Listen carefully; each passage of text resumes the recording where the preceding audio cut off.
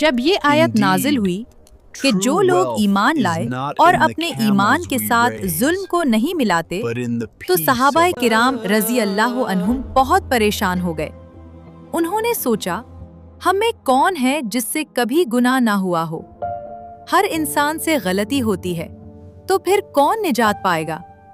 پھر ایک صحابی رضی اللہ عنہ نے رسول اللہ صلی اللہ علیہ وسلم سے عرض کیا، یا رسول اللہ، ہم میں سے کون ہے جو ظلم سے پاک ہو؟ تب نبی کریم صلی اللہ علیہ وسلم نے فرمایا، تم اس آیت کا مطلب غلط سمجھ رہے ہو۔ یہاں ظلم سے مراد گناہ نہیں بلکہ ظلم سے مراد شرک ہے۔